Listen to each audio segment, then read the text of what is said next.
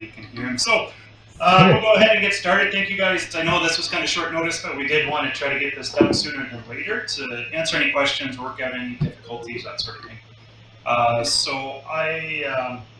For this one, it will mostly be Stephanie leading the conversation.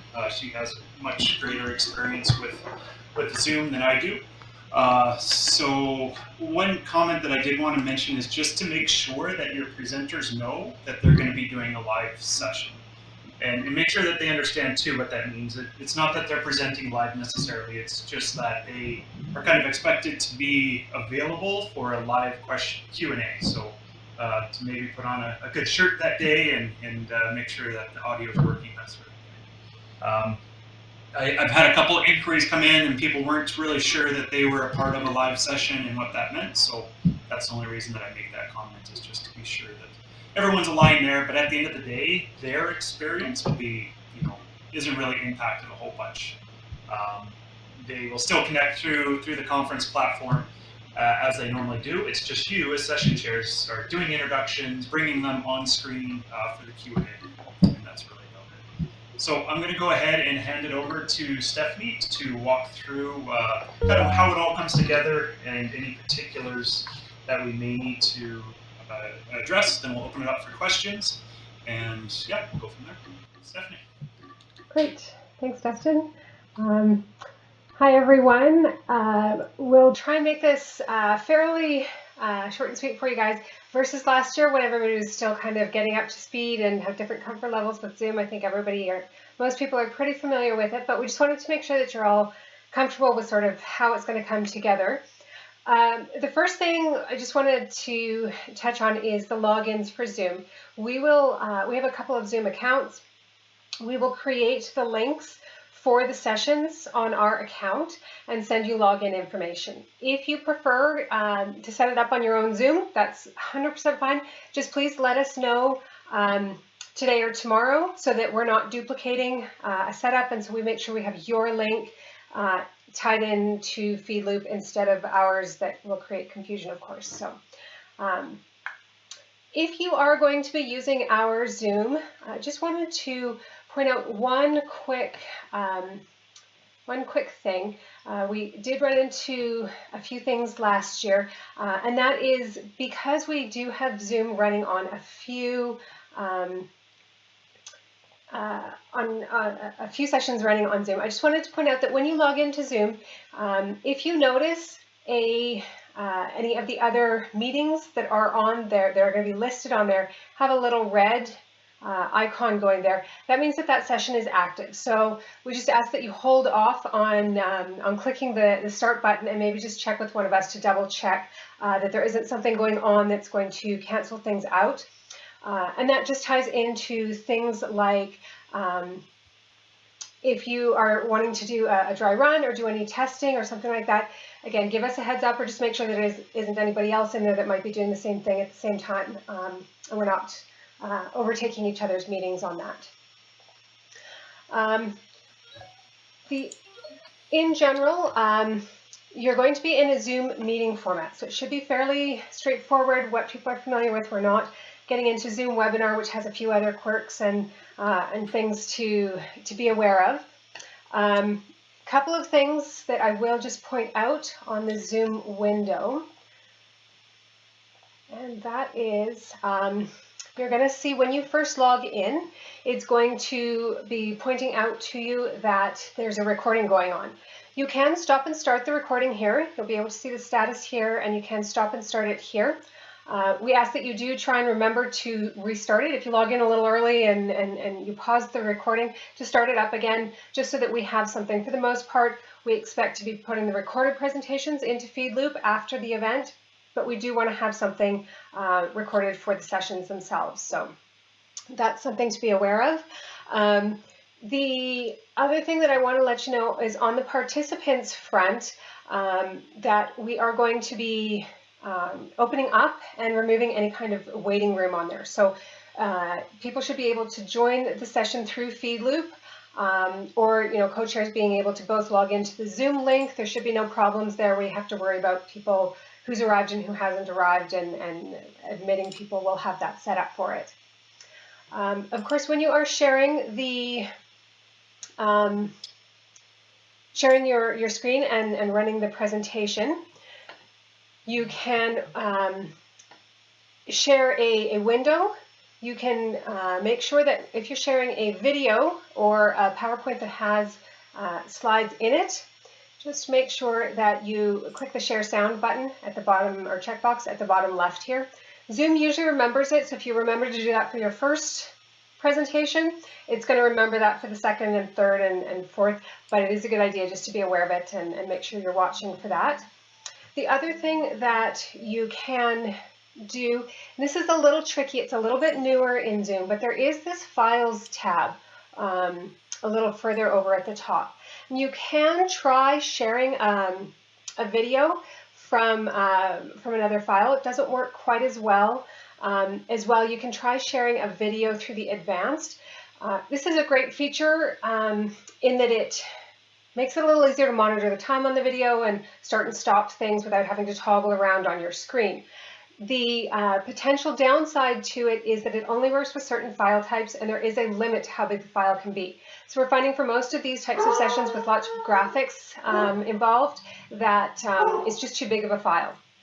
So your best bet is probably that idea of bringing it up on your Windows Media Player or your VLC player and running it that way. That's probably going to be your best bet there. I apologize, someone must be dropping something off. So I think that's sort of a quick few tips on Zoom. If if you're not familiar with Zoom, you're not super comfortable with it, we can send you some tips, we can send you some video tutorials and that sort of thing. But I don't want to get too far into that because I know that a lot of people are going to be quite comfortable with it at this point. We will be doing the session chat is going to be in the, let me stop the share screen here.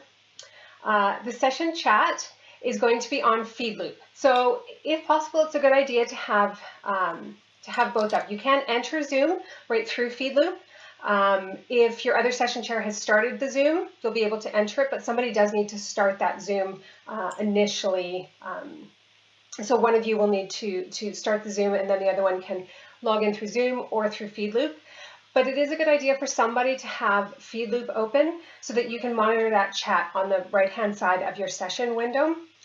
There is going to be chat in the Zoom window as well, just down at the bottom where you usually see it.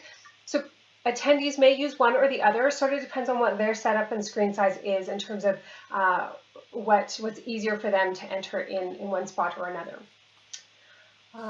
Just quickly looking at mine. I think I've covered everything on my list here. Dustin, is there anything that you want to add or things that I've missed? Sure, I guess just logistically, so I have the vast majority of the pre-recorded videos. So for me to get those to you so that you can then launch them with your screen share, or as Stephanie described with the newer tools that Zoom has, I'll just be dumping them into a shared folder. So each session will have a unique shared folder. I'll number the presentations for you, so to hopefully eliminate any questions there. So you'll basically launch the presentation, doing a screen share, making sure that share audio button has been clicked, as Stephanie indicated. Run through the presentation and then close it out. You'll see the attendee list, so you can bring people on screen. As you probably know how to do there through Zoom. So it's pretty simple and straightforward. Again, attendees and presenters alike are all over on the FeedLoop side. They do not need to be sent Zoom links or anything like that. There's just one of the session chairs will need to go into actually turn on the presentation, I guess, or the meeting recording. Other than that, Stephanie mentioned if you do use one of the GeoConvention accounts, and hopefully by now maybe you already have your own account set up, and this will be a non-issue, but if you do use one of the GeoConvention accounts, you will likely see other sessions listed. Just again, as Stephanie mentioned, just don't delete those other sessions and be sure that they've concluded before you launch, because with any given account you can only have one meeting going at the same time for us. So yeah, that's really all I had as far as kind of the logistics of it all goes. goes. I know that there'll be some questions, so we'll go ahead and open it up for that.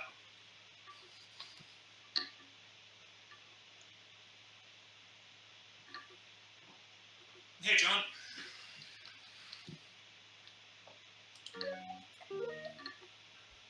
Yeah, Dustin, the first question I had was, thanks for, no, not a question, thanks for setting this up. I know it was short notice. I haven't got my co-chair to come and visit, so I don't know if she's in the city or not. However, so my question is do we, as the Zoom initial host, one of us will be the host, I guess, do we pass the screen on to the other panelists? Or I'm just trying to figure out what we have. Like for us, we've got a moderator, my co-chair, and myself, and 3 panelists in 2-hour shifts. I'm just wondering how do I set that up? Go ahead, Stephanie. I was going to say that will depend a little on your own sessions and what arrangements you've made with the presenters. I think sort of the default for most presenters has been that they will be online to answer questions live. So their expectation may be that you are going to do share screen to run the videos, and then they just need to be there to turn their mic on or their camera on and answer some questions. For other sessions, you may have arrangements where they are going to be on and are expecting to be more active, in which case you may give them permission to share screen and you would just introduce them and they'll do their thing, and then you can ask them for questions afterwards. So Stephanie, specifically for John's, with his being all live, full panel, no pre-recorded presentations, is there kind of a best practice that he can use to ensure that his moderator is kind of always on screen as well as the panelists, or what's the best way to do that? Yeah, absolutely. Let me give you a trick here. I'm going to hide my camera here so that I can activate it on Zoom. Yes, because I've seen other Zoom presentations where the panelist who's speaking is highlighted and zooms up to a bigger picture. Yes. So let me share my video here. So what happens is that, and it's going to be a little bogged down, apologies for that. Now, I don't have anybody else on. When you're on gallery view in Zoom and you hover over a window, there'll be a little box at the top, little box with like 3 dots in it. Yeah, I don't have that right now. But. Yeah, it'll be in the Zoom window as opposed to in the Gather. So I'm just sharing my Zoom window right now. Let me see if I can log in here with an incognito window. That's a really good question. I think it's worth pointing out.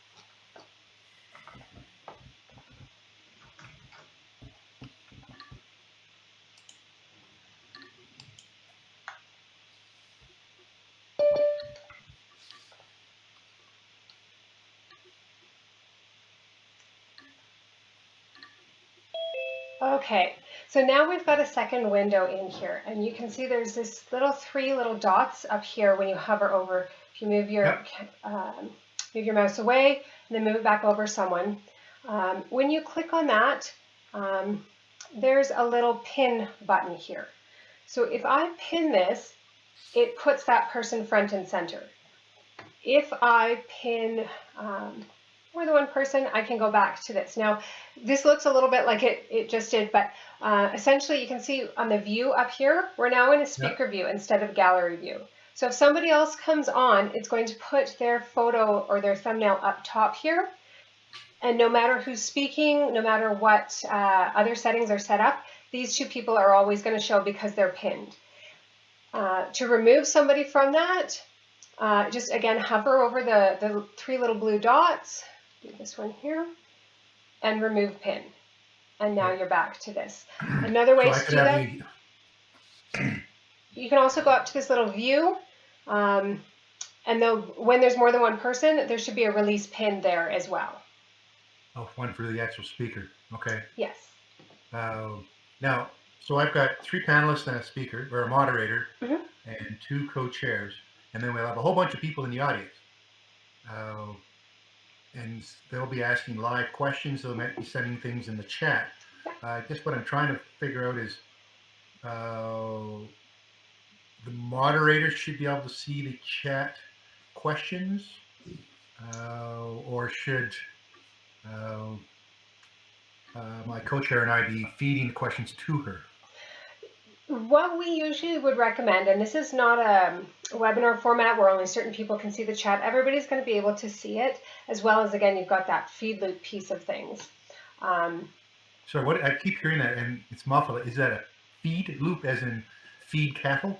Feed loop, it's the platform we use, and it's PHEED. Yes, that's the conference platform there, John, the one that we've been showing where all the presentations are running and that sort of thing. So that's called feed loop. That's the supplier of that particular product. Yeah. Okay, And so they'll be in the feed loop, I guess, or the GeoConvention floor, and they'll go to a room that our panel is going to be at. where your session is, yes. And then there'll be a chat. There'll be a chat on that screen. Then you've also got your chat within Zoom. So this button down. Okay, I've lost your screen. I'm going to bring it back up here. I'm back in the Geo loop. There we go. Okay. Yeah. So down here at the bottom, this chat box here, that will be active as well as in the virtual event platform. So people can ask questions or put comments in either of those chats. Usually what I would recommend is that you pick one of your moderators between you as session chairs, or with the moderator, you ask, do you want the questions fed to me, or are you going to read them yourselves? And I find that has to do just with people's comfort level. So usually with 2 session chairs and recorded presentations, one of you might want to be manning the recordings, and the other of you might want to be watching the chat and taking care of that and answering questions or pointing things out there. For you, John, because you've got more of a panel, I would check with your moderator and ask them, are they going to be watching the chat? Are they comfortable with that? Do they want you to watch it and text them questions? Do they want you to send them private chats so that they're pointed out a little more? When in Zoom, you've got sort of your public chat and you've got private messages that stand out a little bit differently. I've seen, groups that use moderators that want to use Slack or WhatsApp or all sorts of different things, and that's sort of something that you'll have to determine what's most comfortable for you guys. Okay, so I need to find that out. Danielle was very effective at when we had this type of session in 2019. You had an ability for people in the audience to text questions, and she was monitoring that, no pun intended, while she was handling the other questions. She was very efficient. She just looked down at her phone, goes, okay, and then she'd park that for a bit and then carry on. She would challenge the speaker, move it on to the other side, and then pick up the next question she saw. So I think she's very proficient at it. I'm just trying to make her life easier, and then myself and Julia feel useful. Yeah, and I suspect, knowing Danielle, she's probably done a lot. She probably has something that she has been using and is going to be easy for you guys to, it's just, as you say, a matter of finding out what her comfort spot is, what her favorite tool is. Okay, I will inquire about that and then get back to you if it's something I'm not familiar with. Sure. Or are we going to have that? But basically, we're going to have this chat session in Zoom, and she'll be able to see both, I guess. Yes. Okay. All right. The last question was, is this VIG session going to be available for viewers after GeoConvention closes?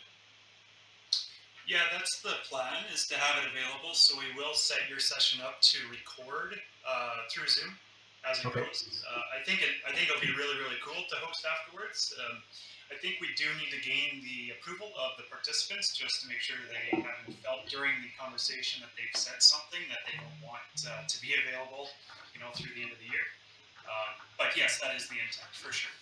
All right, so should I ask the panelists now if they're okay with it? Or should I inform them, hey, we're planning to put this live? I would suggest that's a question that we ask after the event. I think your communication to them now is more, making sure that they're comfortable with what's going to happen, and then afterwards they can kind of reflect and think about how the conversations went, and then give their approval or not. At this point, I don't think they know how the conversations are necessarily going to go fully, so it may be a little bit premature to ask that question. Okay, yeah, and so far none of them have volunteered a quickie slideshow to preamble, so it's just going to be based on introducing the panelists based on their bios that they sent us. So, Sure. and I think I'll be having, based on what happened in 2019, I would have Danielle read those. She seemed to want to do that as her intro. So that's probably how it'll unfold. Okay. I'm sure Mark Kaplan probably has some other questions to step on, because he usually has some good ones, so I'll step back. What I'll do, I'm going to just share my screen too real quick, and I would like to hear from Mark, largely because Mark hosted a live session last year, so maybe he has some good tips and tricks for us. But I have shared my screen now, and this is the same screen that you guys have seen yesterday or today, even if you were a part of the presenter overview. So the Zoom window will appear here. It will appear at the kind of the container session, if you will. So right when a person clicks into Value of Integrated Geosciences, this will be the Zoom window. It will be playing live. Where your arrow is right now? The chat that Stephanie is talking about is that same chat that we've been talking about through these presentations, just over here to the right-hand side. So there's two different places to monitor.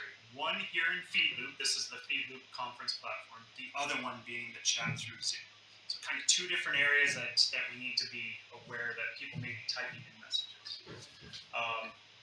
I would like to hear from Mark, though, on kind of his experience with using the chat as well as having live questions, bringing attendees live on screen and asking the questions that way. If you don't mind, Mark, stepping up to the Ask Questions Here podium and letting us know your thoughts. Sure, yeah. Can you hear me? Hi. There. Can everyone hear me and see me? Yeah. Great. This is awesome. This video game. So last year it was, I must admit, it took a little bit of time to get used to it because, you're monitoring FeedLoop and you're monitoring Zoom at the same time. But what we did is it was John Node and myself. So John monitored all the chat that was occurring in FeedLoop, and I monitored the chat that was occurring in Zoom, and that's how we were able to get that going, which was fine. If people wanted to ask questions, we encouraged them to do that verbally on Zoom, because we were then able to, or they could unmute themselves and we could unmute them as well, or mute them. Sometimes people might come into a Zoom and unintentionally, perhaps they're unmuted, and so we would just mute them essentially. So that was okay. So John would monitor the chat line in FeedLoop, and then for me, I would share my screen and I would play the presentations. And I think John would introduce people while I was queuing up the presentation. Then I would press play, sharing my screen, of course, and the presentation would go ahead. And after the presentation was finished, we would then invite the presenter to address any questions that there might have been within the chat rooms for both FeedLoop and Zoom. And also, if someone wanted to ask a question live, we would invite them to the podium, as it were, in Zoom. And that seemed to work very well. And also, prior to presentation, we typed in just a little announcement indicating who it was that was going to be presenting next, what time they were going to be presenting. It was just a very, very short kind of pre-see at the beginning before they present. So yeah, it took a little bit of time. What I would also suggest, and sorry, giving Stephanie and Dustin a little bit more work here, but what we did is we actually had a kind of a live practice session just beforehand, just to make sure that we understood exactly how the setup would actually work. And so we could see one another's screens and see what was actually going to be presented at the time. So that was quite good for us. I must admit I've forgotten some of the details, and so I'm a little bit rusty because it's been, almost a year. That's right. Mark, when you had the live audience questions, were people like you doing the raise hand, or how did you identify the people who had questions? Was that like you saw them type something into chat, and so then you invited them to ask it out loud, or how did you handle that? Actually, yeah, we did. I think we asked them to raise. Good question. We asked them to raise their hand, and so we would be able to see that certainly in Zoom, we'd be able to see the hand raising, and then we could unmute them and allow them to ask their question. I don't know what we did for Feedloop though. I think it was just John reading out their questions. Then the presenter would answer the questions, and there wasn't really much of a dialogue, whereas in Zoom, there could be much more of a live dialogue between the questioner and the questionee. Sure, perfect. I just wanted to quickly just point out, because I know not everybody's used the raise hand within meetings. When you're in a webinar, it's right on this bottom area here. When you're in a meeting, it's actually under reactions, and then there's a raise hand. So just wanted you guys to know where to find that, and you might want to point that out to attendees as well. If you're going to suggest the raise hand, just where to find the raise hand. Right, so yeah, this is the screen that attendees will see. It will just be, they'll see it within Feedloop. So they'll have all the functionality that you see, it will just kind of be within the Feedloop platform.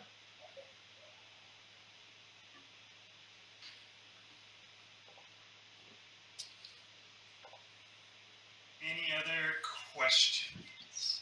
Actually, while I'm on the podium still, because I'm hogging the podium, if I could ask one question, just for clarification, you mentioned if we get the CSPG Zoom account, you mentioned something about, and maybe I'm wrong here, but only one individual would be able to use that account at a time. Did I understand that correctly, or not? It was more, sorry, in reference to just having one meeting going at a time. So with 14 or 17 sessions that are going live, if we're using the GeoConvention account, we will line up the talks. We'll have our Monday morning set up as one meeting, and our Monday afternoon set up as another meeting, etc. I just didn't want anyone to go in and start a Monday afternoon meeting if that Monday morning meeting was still going. So there'll be multiple people sharing the same login information, and so that's, I just wanted to make sure that we weren't prematurely stopping anyone else's feeds by starting a different one sooner than we need to start. Yeah, and again, if you're using logging in directly with Zoom and putting in like a meeting ID in the app, you won't see this. Your best bet is to go to the actual Zoom website, log in there, and launch your meeting from there. And so I'll just show you again when you log in there, what you're looking for. When you see, so I can see here in my meetings, there is a list of a couple of meetings here. I actually have a full page one. You won't have quite so many meetings. They'll just be, the 3 to 5 that are taking place. But when you see that list, this might be your session, but before starting it, make sure that you don't see a little red video icon on one of the other meetings. That's sort of the trick to look for.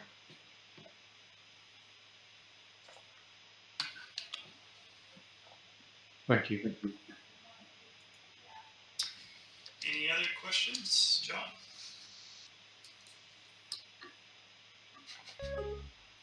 The other question was, you be sending us a Zoom meeting invite for our panel session or for any other live session?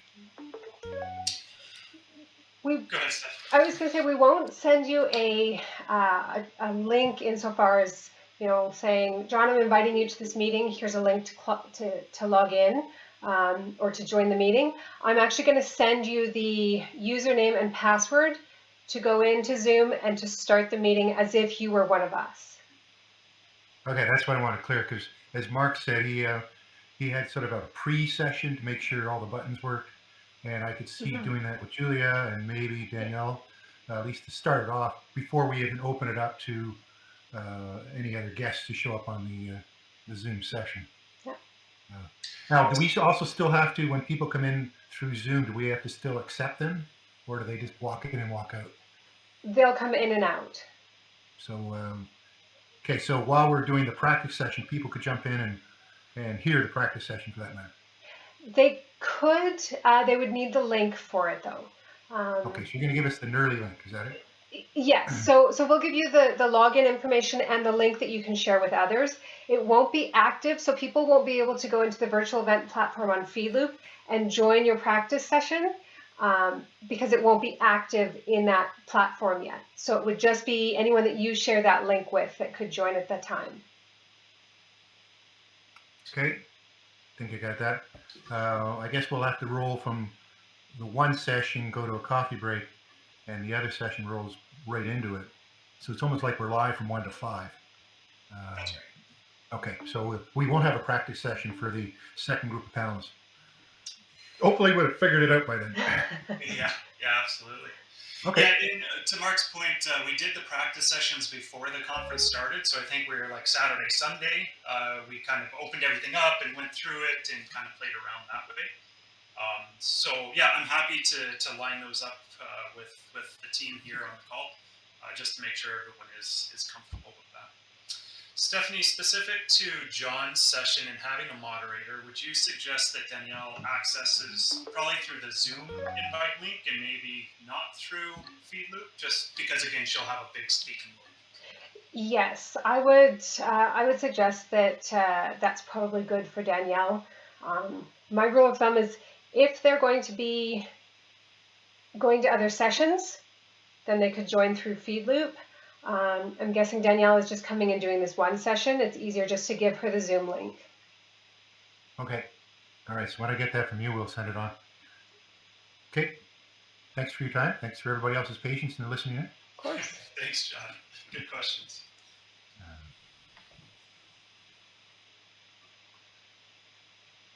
Sure.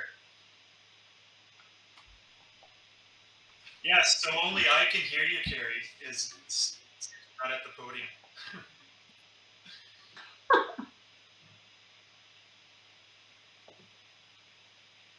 How's it going, Mark? There we go. Now we got you. Everyone can hear you. Okay. All right. Now I'm live. I tried to ask a question without going to the podium, and it turned out Dustin and I were just going to have a one-on-one. So I'll share my question with everyone. I just have a little bit of confusion. When the first co-chair goes in to start the Zoom meeting, are they doing that in FeedLoop or in Zoom? No, through Zoom.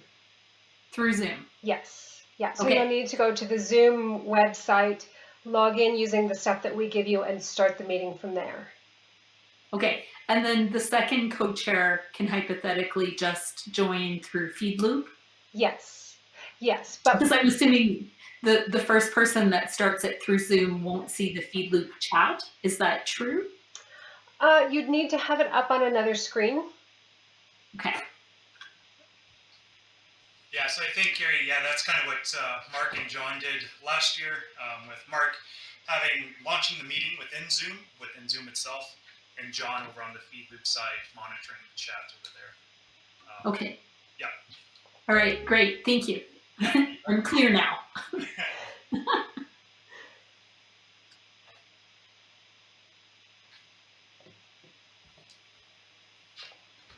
Hey, Mark.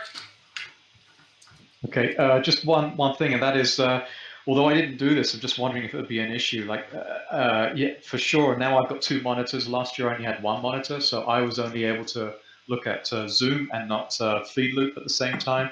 Now I've got two monitors. I've gone up in the world. So I can actually, if I wanted to, look at both FeedLoop and Zoom at the same time. But my concern or question would be, I guess one might have to be muted. Otherwise, I'm going to get a feedback loop. That's a good point. Yeah, I think that could very likely happen. Yeah.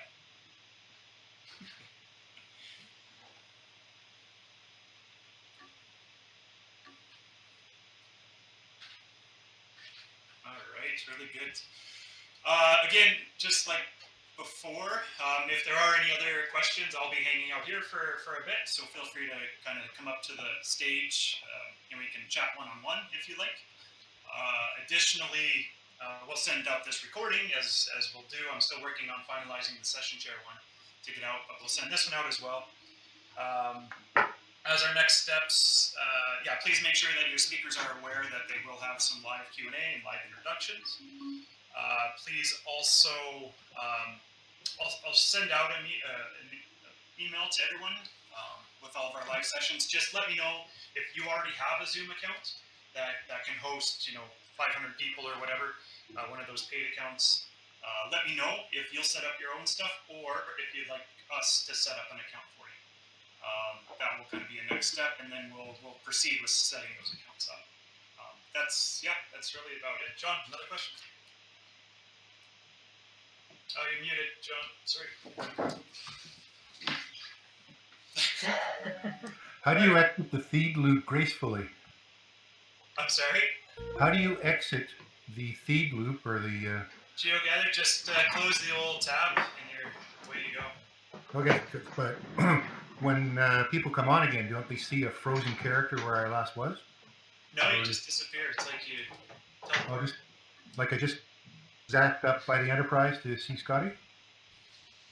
And now he stepped off the platform. So, Oh. Oh. Never did good at Frogger either. Yeah, I guess not, hey? So when I hit the close the tab on the screen or whatever at the very top, Yep. I thought my character, like when I left yesterday, so when I came back today, I was in the same spot I left yesterday. Yeah, it remembers your positioning, but your character goes away. Well, yeah, so so people, no one can see you once you've exited out. But it does so people remember. so people won't see me as a character and come up to talk to me and like it's a zombie. There's nobody there. It's just a picking. Nope. Once you close out, you disappear. Okay, that's all I was just concerned with because I was there. I'm in the same spot. Yeah, totally. Yeah, no, I hear you. Yeah, Scotty beamed me down to that spot, and it reoccurred, so that's okay. Yeah, there you go. I can handle it. No more questions. I'll get off the podium. Get that David Gray to say something. Richard Gray with the new beard. Here he comes. Oh, Richard, yes. Here we go. Uh-oh. There we go. No, I just wanted to give abuse to John. Getting his greys mixed up. Yeah, hey. Oh, Richard Gray never had a beard. Not a gray, whitish beard. Or has COVID really got to you? It's been a tough couple of years, John. I'll see you at the mixer next week and tell you all about it.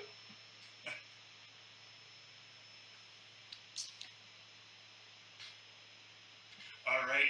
Well, again, I'll hang out here. Thank you guys again for doing a live session. I think it just provides a whole another level to the conference experience. So I super appreciate you kind of taking on this additional task and hosting through Zoom. Yeah, it's fantastic. I'll hang out here if anyone has any questions, but we'll go ahead and break for now. And yeah, I hope to hear from you guys soon.